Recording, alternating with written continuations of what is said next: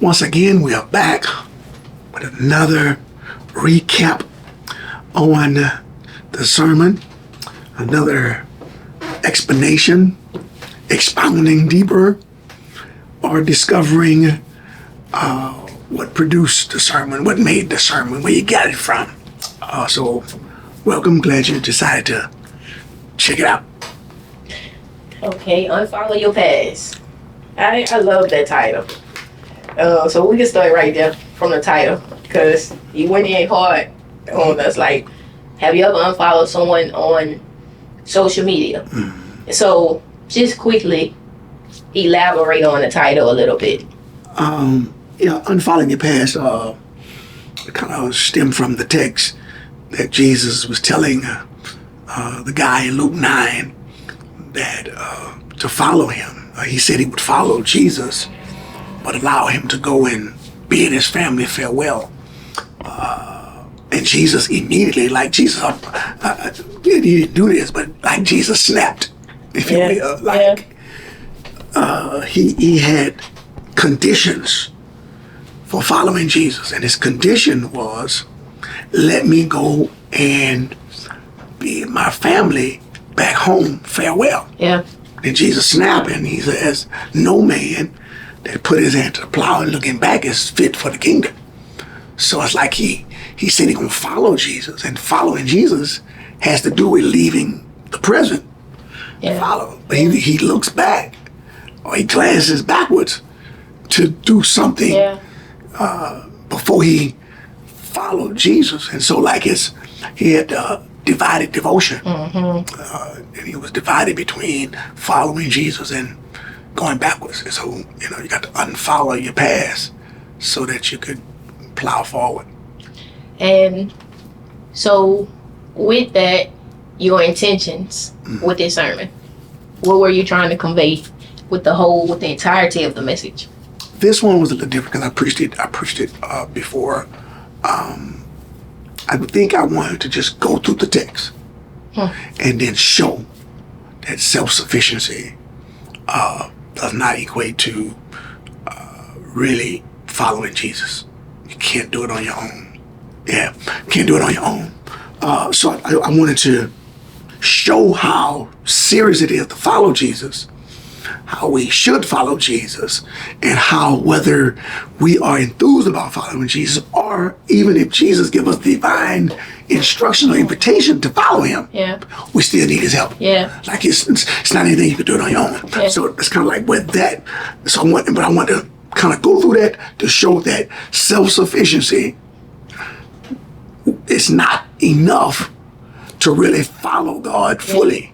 You might have the language of following him, but you don't have the heart to follow him because some other things are pulling you away.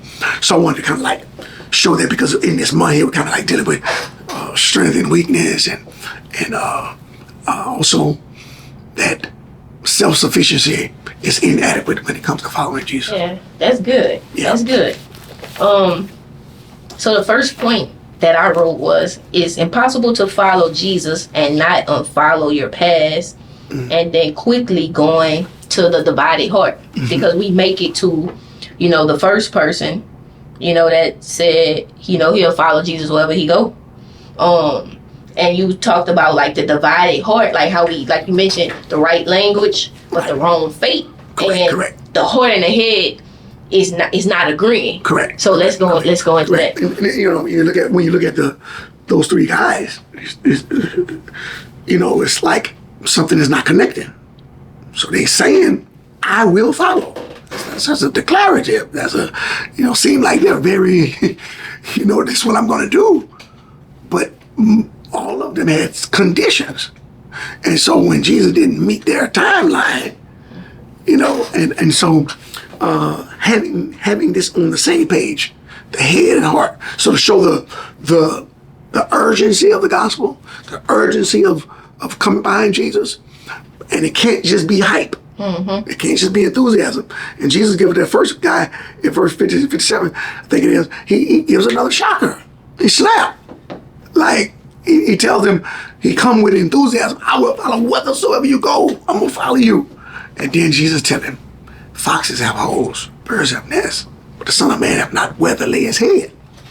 Now, not like Jesus was homeless, and I want to say this. It wasn't like Jesus was saying, I'm homeless. Right. He was just saying, I'm a traveling missionary, traveling evangelist. So if I go to Galilee, if I go to Bethlehem, if I go to Jerusalem, if I go to, Capernaum or wherever I go, I might not be welcome Yeah. in somebody's house. So coming behind me, that might kill your enthusiasm. So I'm trying to make sure he gave him a reality. And so that's why I came out like that, Yeah. giving you a reality. Bam! Like, okay, it sounds good. Yeah. I'm gonna follow Jesus. Wherever God tell me to go, I'm gonna follow. But then you can't just be fanned out, and then you feel the way. You fickle. If you're fickle, you're gonna fade away. So just making sure that, and I wanted to kind of create with that. I'm rambling. There you go. But the tension, where with the tension here? Yeah. You got the head and the heart. Where's the tension here? If your head saying I'll follow, but your heart's still back there. Mm-hmm. So Jesus, I thought it was great. Him explaining that this what it looked like following me. Mm-hmm. I ain't got nowhere to lay my head. We're gonna be inconvenienced. If you're coming to follow me and looking for comforts, creature comforts, if you're looking for all these mountaintop experiences, I'm gonna let you know the reality. Yeah. The real is we're gonna be in the gutter. Yeah. And that's rich, because like you say, we have the tension between the head and the heart. Right. But we also have the enthusiasm. Mm-hmm. Enthusiasm will give us okay, I'm gonna go. But when Jesus tell him this what it is like, oh, that enthusiasm could wane. Yeah. Yeah. So why do you feel, or what's your insight on, the relationship between the head and the heart, with enthusiasm around that? Why does enthusiasm limit, our heart and our head's connection to following Jesus? Yeah. I think you could be enthused for the wrong reason. Mm-hmm. Like you could be enthused because he's a miracle worker. That gave me enthused. I'm gonna follow him. I'm gonna follow this guy here. This guy here could take 2 fish and 5 loaves. I could be enthused. and this guy here, can raise the dead. This guy here casts out devils. So I could be enthused about, again, the mountaintop. But then what happens when I'm in the valley? We see these things happening today. People come to God with this preconceived notion, presupposition about who God is and what God can do. And yet, he don't do it the way you came to him thinking, then it's crushed. So if it's just enthusiasm, I need to check, where is my enthusiasm? Mm-hmm. Is it really in following him? Or is it in following him to a certain place? Yeah. And that place could be in my mind as to what he can do. So Jesus give a quick reality and say, no. So he's not, and that's why I said, not just enthusiasm, Mm-hmm. but endurance. Yeah. So now when I hit the valley, when I hit this uncomfortable spot, I still can endure, but it can wane, like you said. My enthusiasm, oh man, I didn't expect to come here. Mm-hmm. And then so that's why up front, he's not trying to manipulate people to following him. He's not looking for the likes. He's not looking for to have the most followers in anybody. He is giving you the real, so you can know what you're getting into. Yeah. Why do you think when we make that first stride to follow Christ, why do you think some initially think it's just gonna be convenient or comfortable? Why do you think that's our first thought? It's just how the gospel is presented to us. Yeah. Like for instance, if I say you come to God will give you a big house. God will give you money. And so you come in thinking that my service to God is going to afford me this mansion, going to afford me this house, this land.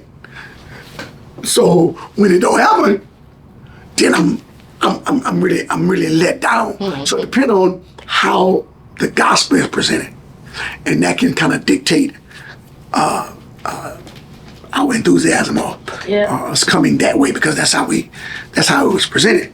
But when you really think about it, when you think about a disciple, that's why Jesus would say, Jesus makes a statement like this: I'm sending you as sheep among wolves. Like this, You mean to tell me I'm a wolf eat sheep? Yeah. And you sending me among wolves. So Jesus is letting us know up front that this is not no convenient way or no easy way. In fact, he said, I'm going to give you power to tread on serpents and scorpions. So if you tread on them, it's most of us, when we read that, oh, that's powerful. Not by any means, all me. But think about walking through space, though. In a literal sense, who gonna walk? Who gonna walk? That's not gonna happen. Yeah. So as much as we glory over the mountaintop, if we pay attention, these are tough spots. And I think this is why, though. Again, I say this, you hear me say it all the time. Mountaintop, you talk to God. Valley, mountaintop, you talk about God. Valley, you talk to Him.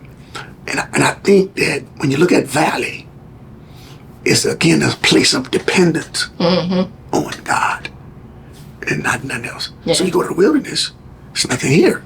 So again, to drive away self-sufficiency. Yeah. Maybe Jesus is driving away self-sufficiency. That with me, you got to depend on God. And there's two ends of the pendulum with that. Correct. Because you're not coming in something that's just totally convenient, but we're not coming into something that's just hell either. Facts. Facts. And I think it's a understanding of both ends. Oh yeah. So if I'm walking through serpents, who has allowed me to walk on a serpent? So that's the balance. So they don't take away. So if I'm walking through the valley, who in the valley with me? Mm-hmm. So that's the balance.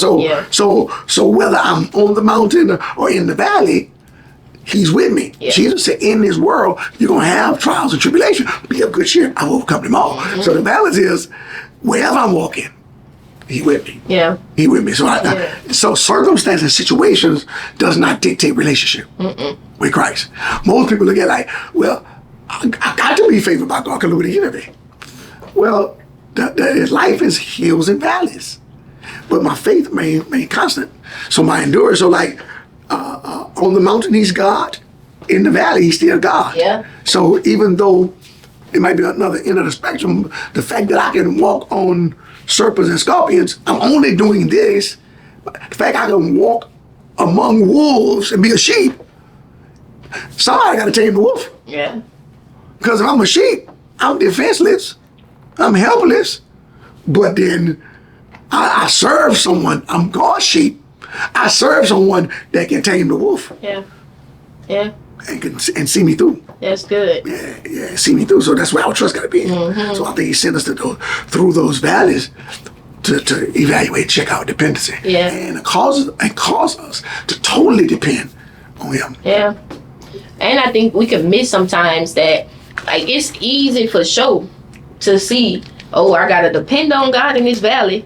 But that same dependence is that's where it's taught to depend on Him in the valley. But we still need that same dependence when we get to the, the mountaintop. That's what remains the same. Yeah. The faith. And I think we can forget that sometimes. Yeah, I think again, pride. When things are going good, we become boastful in what we have accomplished.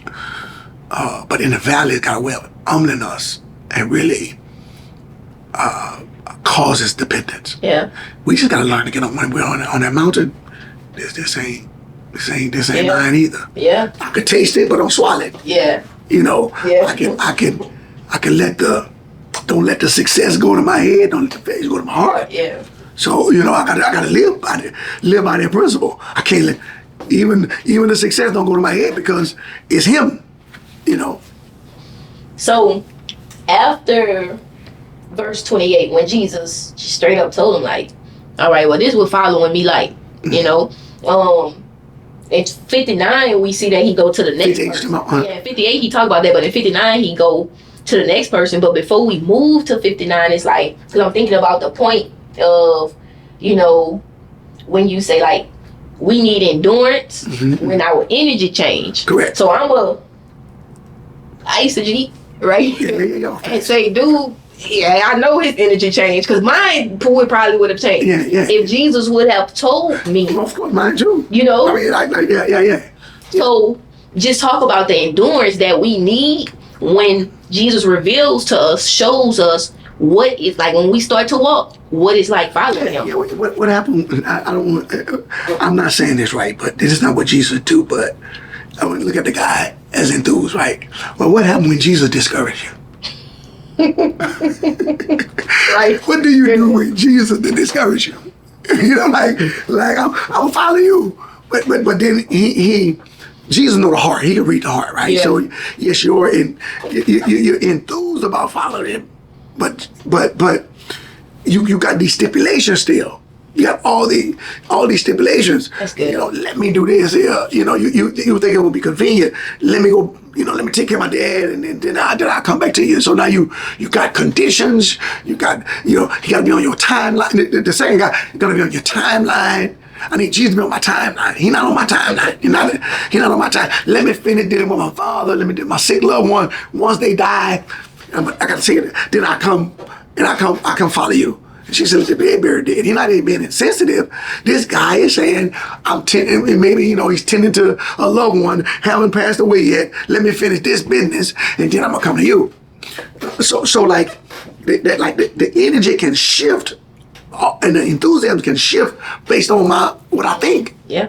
But my endurance got to say, like, if I say I'm coming to follow, it's like Jesus, in John chapter 6, with the fish and the loaves. People saw the miracle. They Burger King. We're trying to make Jesus the king. We're gonna make you king. We'll put you up here. Jesus, I'm looking for people to make him anything. So, and then he turns and tells him, he says, except you eat of my flesh, drink of my blood, you have no life in you. That's all I'm saying. Well, now all of a sudden, as they following Jesus for the miracles, and not Jesus, then snapped and gave him a reality check. And the Bible said many did no longer follow him. Then he go to the disciples, like Jesus ain't scared, like you think because I'm losing members, I'm losing followers, I'm tripping. He go to them and say, what y'all gonna do? Right. You gonna leave too? And Peter, look what Peter says though. Where we gonna go? Got the words to eternal life. So Peter I might be messed up. I might be tripping sometime. I might cut a man here, I might do all that. But I'm following you for the right reason. Yeah. I'm following you for the right reason. I know who you are. Even though I might be jacked up and messed up, I am following you. I'm really not a fan. Even though you might rebuke me. Yeah. But I know who you are. Yeah. And I don't want to get ahead of myself because I feel us going toward a U-turn. But when we at that point, how we seeing the reality of following Jesus, and Jesus convicts us and put us in that moment of, all right, so what you gonna do? Yeah. How do we keep following him? Yeah. I would piggyback back with Peter. It should be the right reason. Eternal life. That's one of the problems. He said, in this world you're gonna have troubles. So I can't just follow him because of what he can do. His ability. Shadrach, Meshach, and Abednego. We know God is able, but even if you don't, we're not gonna bow.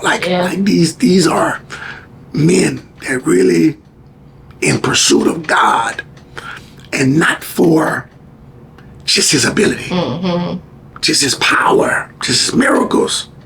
They really want to rock with him. They really want to rock with him. They rocking with God, in regard to the fiery furnace. Yeah. Shadrach, Meshach, and Abednego. Peter rocking with him. It's tough, but I'm still rocking with you. How can you discern when you are in that place of, I really do want to pursue God versus his hand, Because I think it's I could say, God, I really do love you. Yeah. But in my heart, I know I do want to experience God to do things in my life. So how do we keep ourselves purely after and being able to discern when we are purely after him? Yeah. And God reveals things to us. But I would say this here, just some jog that be. For number one, the idea is not to have the right language. I'll follow. I want to follow. I think we know the right language. The idea is to have the right grip on faith. So sometimes we got the right language, and sometimes again, it's still we had this divided head and heart. It's divided. So like, I'm not going to just work on my speech. I'm gonna work on gripping my faith. I'm gonna work on getting a hold of this plow, and staying focused. And I think that's where we need to be. And you have to like kind of evaluate your own self and ask yourself as you meditate questions to check yourself. Yeah. To check yourself. Like, when you look at Job, if you look at his life, perfect and upright man.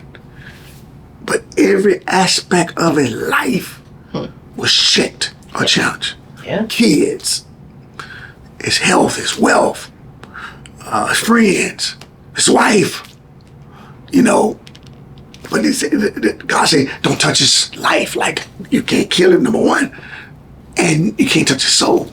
His cognizant ability to know that is a God. Even though I'm experiencing trouble, my cognizant ability to know that God is with me and exists wasn't taken away. Even though children were taken away, things were taken away, health were taken away, he never lost. Yeah. So this is so when you realize that all these areas could be touched, no matter, even if God gave them to you, all these areas could be touched. It kind of puts you in a position, I humble myself, because all these areas could be touched. I don't care how beautiful they are, how much of it you have, it can be touched. Yeah. Which should produce humility. Yeah. And say, I'm just grateful to God. Yeah. That go back to your point of why self-sufficiency. Yeah. You don't get it. No. You don't get it at all. Because if you're self-sufficient, then what happens when it runs out? Yeah. Our sufficiency is of God and not of ourselves. So, you can't be self-sufficient. Yeah. And I wouldn't want to get into, I know you want to get to another point. But I don't want to get into, well, I can, but like, I was studying Gideon a little bit, because I was wrestling between Gideon, right? I might do it for Bible study tomorrow. And I think we talked about 32,000. Yeah, that's good. 32,000, you probably could be self-sufficient. I got 32,000 men ready to go to war. I feel it. Now, he still was going up against, I think, the numbers of the other people, I think was still more. But God told him you got too many. So now he reduces his army. Again, God is not allowing Gideon to be self-sufficient in this battle. So he strips him. Like you said, if I had 32,000 going to, then after he strips him of I think it's like 20-something thousand maybe. He tell him take them down to the water brook. Yeah. So he ended up with 300 men. And perhaps the stripping is God gonna get this glory. Yeah. Then what blessed me, they don't get to take a sword with them. So now I'm going to fight without a tool that's designed for me to fight. Yeah. That's crazy faith. Yeah. But that's just also stripping away self-sufficiency. Yeah.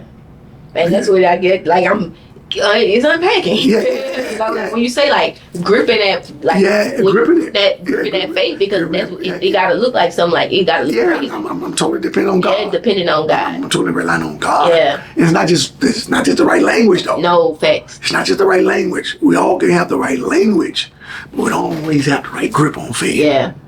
And sometimes because I'm saying the right language, but I don't have a grip on faith, then I'm divided. Yeah. My heart and my head divided. So before we go to the next point, all right, I do want you to give us a note from that point. If you have from that. Yeah, give us something from that. I got so many. Yeah, give us something from that first part. That was good. I got so many notes, just clips.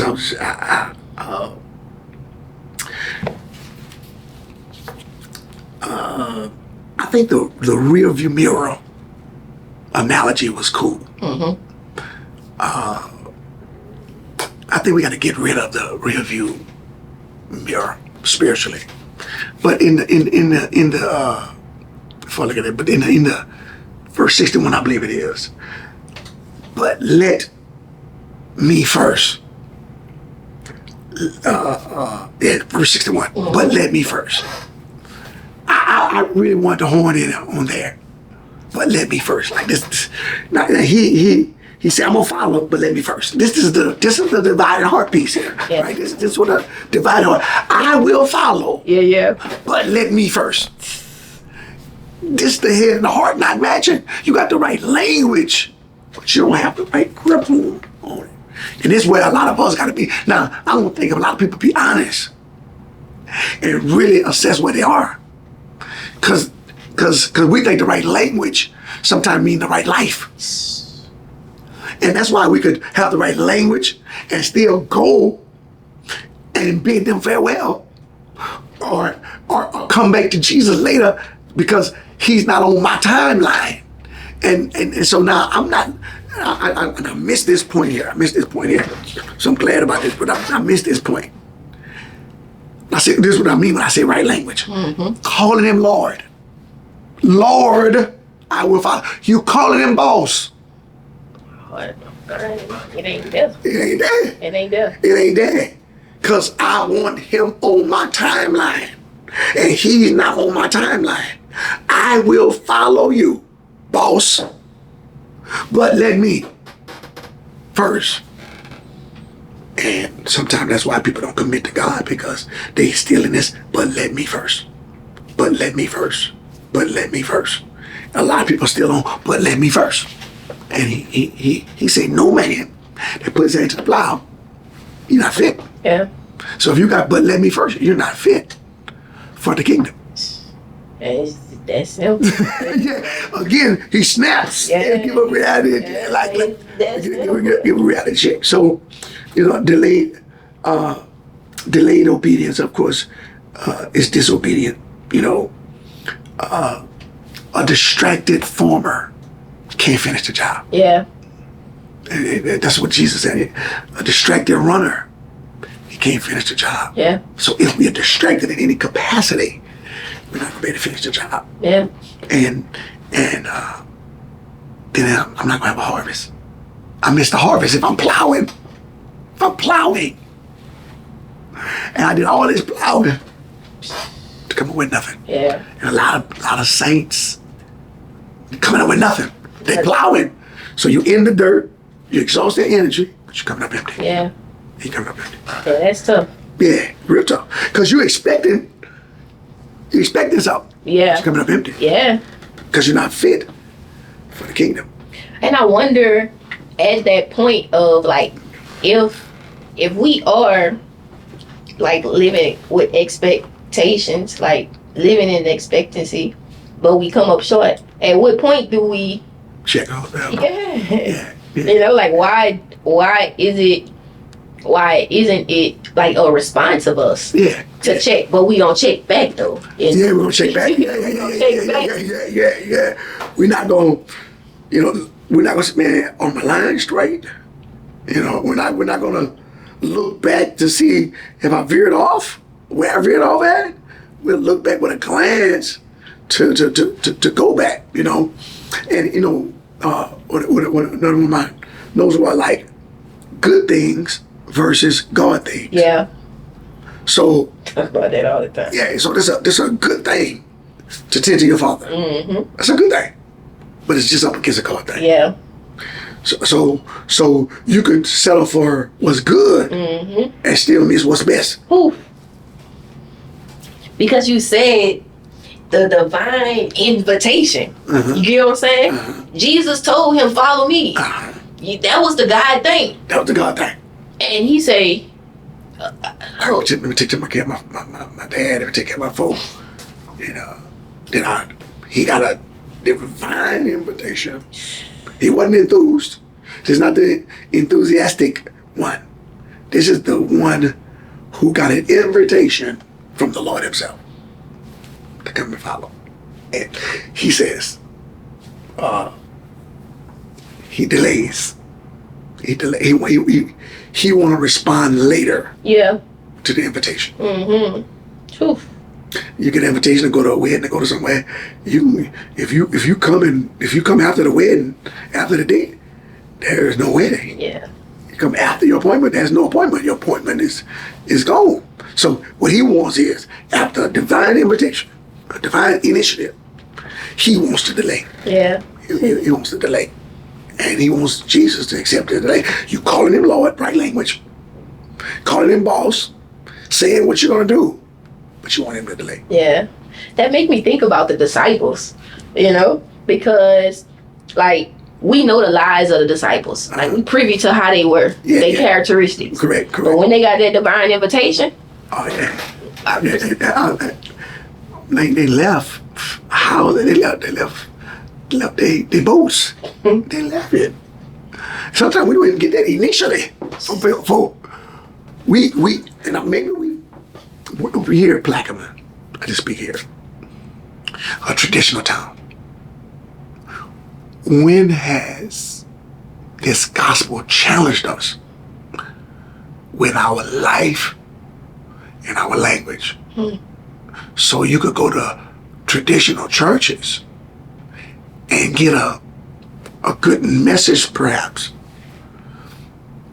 but a lot of us are not challenged to change. So now God, again, he's on our timeline. I pray God gave it to me. I thought you putting God on your timeline. You're someone like you above God. Mm-hmm. And I realize you're a servant. Yeah. And so sometimes that's how. Mm-hmm. That's why we get traditions, because you start to feel like I can still do what I do. Mm-hmm. But and God just come He's gracious now. He does come through for people now. He does bless people now. He does. But sometimes we're not true followers. We might be fans. Yeah.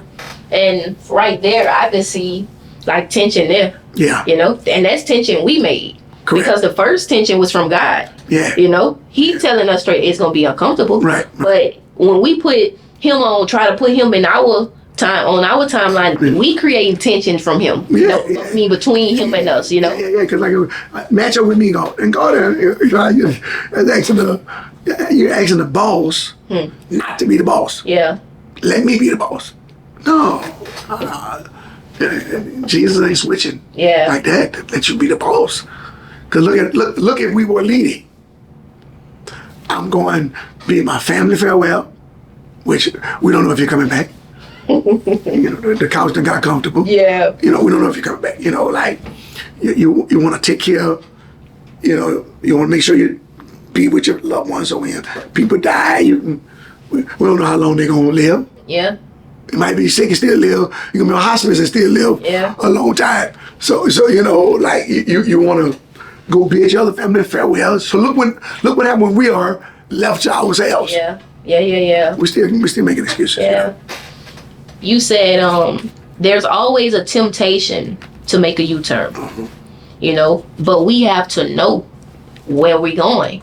Yeah. And touching on that point, question would be why?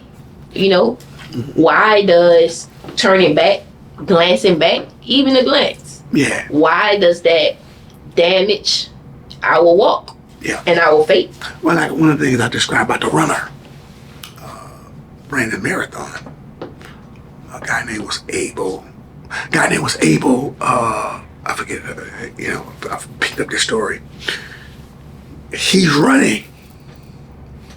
He got the stamina, got the strength to beat everybody else in this marathon. But a glance caused his fall. So that's why I think God don't want us to glance, because sometimes a temporary glance can become a permanent U-turn. Yeah. So the glance becomes a U-turn. So God don't want us to glance, because it can become a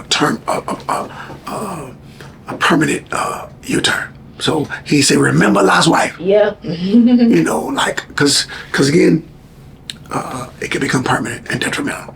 So, Why do we have that tendency? Like, what we glancing back at when we do that?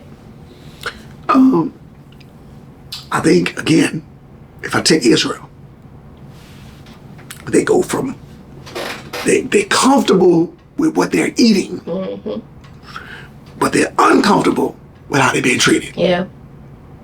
God takes away their uncomfortableness with how they've been being treated, and destroys their adversary in the Red Sea. And now they are uncomfortable with what they're eating. And because perhaps they are addicted to their past, they're no longer under the taskmaster that made them cry out for deliverance. So they get in the wilderness and forget the punishment that they were receiving, but they remember what they ate. And the temptation is, so sometimes with Christ, the temptation is great when we get uncomfortable. Yeah. So maybe Jesus initially tells him about being uncomfortable. So you don't get tempted to want to come out the gate, you're gonna be uncomfortable. So I don't want you to think that follow me, you're going to be comfortable and convenient. He lets him know. So I think sometimes that we know how to be uncomfortable. Don't get me wrong. Yeah. We know how to be uncomfortable because they were uncomfortable in Egypt. But I think what happens is when we are placed in some uncomfortable situation with God, we might want him to respond immediately to get us out of this. No. Yeah. Yeah. That's tough. Yeah. You know. Very tough. And my last thing before I let you go with some more notes. A divided heart will always plow crooked. Yeah. Love that point. Yeah. Because think about it. If I think about the natural plow, I'm supposed to be going here, but I'm doing this. So I'm divided. If I'm plowing, then I gotta plow with a focus forward. Then I don't get distracted and look backwards because I'm gonna veer off. And that's going to impact my future. So a divided heart it plows crooked. But a single heart plows straight. Yeah. So I gotta make sure my heart not divided. Now if I go crooked, if I look back, then this just tell me where I'm at. That's all they're doing. It's not telling me I'm cast out of God's kingdom. It just let me know I ain't plowing right. Yeah. Yeah, I gotta get back on focus and get back on track, so I can plow correctly, so that I can have a future, some results, from my labor and my plowing. Yeah. That's good. I'm glad you mentioned that. Yeah. And we gotta remember that. Like, all right, I've been plowing crooked, but it's grace and mercy for me to notice that I've been plowing crooked. Now let me get it right. But it's not. In our own strength. Correct. It's not in our own strength. We can't. If I plow in my own strength and not have the sufficiency of God, I'm going to yield to those temptations. So, like, all of us are tempted to veer. To look back or to glance back, to even maybe, take the U-turn. Maybe. All of them have that temptation. But if the grace of God is upon my life, I can see the U-turn sign. Like I say, Siri, the GPS can come and say, U-turn. And take an immediate, the next light, make a U-turn. But because I know where I'm going, and I know who to listen to, who not to listen to, I don't take that U-turn. I gotta keep focused. I gotta grip. I gotta get a grip on faith. Gotta get a grip with my focus. Yeah. So I got a grip on my future. Yeah, I gotta grip those things because my future, it can look ugly. The aesthetics, whatever they call, can look bad. But this ain't just about aesthetics. Yeah. This is about the economy. And there's a fruitful economy of God. So I don't want to go crooked because it's gonna look bad. I don't want to go crooked because my harvest depends on it. Yeah. My harvest depends on it. Any other notes before we get to these exhorting words? Yeah. like I said, I got plenty of them.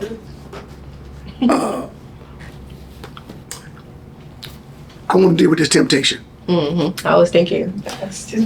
Because the enemy uses what is good to distract us from what is best. It's good to take care of your parents, right? These people in action let me go do something that's immoral. If you look at it, what they asked to do, the first one says, he'll go, right? Whether God sent him, but Jesus just shocks him with his enthusiasm. The next two, one said, Jesus tell him to come follow, but he said, let me take care of something.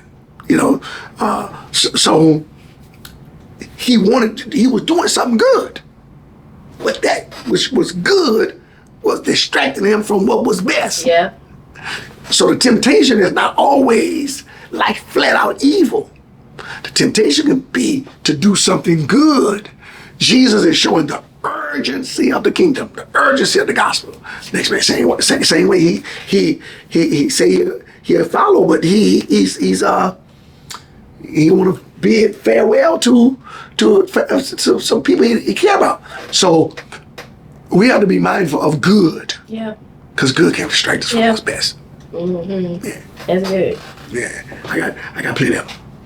But that's a good one. Yeah, that is a good one. I was thinking about that temptation, because temptation, we have, like you say, language, right? So we know the language of temptation. We know the language of temptation so well that we miss temptation too, because temptation is this, that, and the third, but we missing like you say, the good part. Like, you're doing something good. Yeah. But that's still tempting you to go against what God told. Yeah. So, final thoughts or whatever. Go anywhere. Yeah. I guess it come also like even a divine initiative, a divine momentum. A distracted heart can't even endure divine momentum. Yeah. And this divine momentum is Jesus is giving the invitation, come follow. So divine momentum cannot be met with a divided heart. And that divine momentum was met with a divided heart. I would like to exhort you, to encourage you to unfollow your past. Unfollow that which perhaps is hindering you from the future. The children of Israel, their problem was they was addicted to history. Was addicted to their own history. And being addicted to the history, it hindered their destiny. Don't let addiction to history hinder your destination. Israel, God buried the Egyptians in the sea. Buried them. Our past been buried in the dirt. Let it stay in the dirt. The harvest is in front of you. Everything God got for you, it's not behind you, it's in front of you. Let it stay buried. Let your past stay buried. If any man be in Christ, he's a new creature. All things are passed away. And behold, all things are new. Unfollow your past. Hit the unfollow button. Press toward the mark of high calling in Jesus. Grip your faith. Grip your focus so you can grip your future.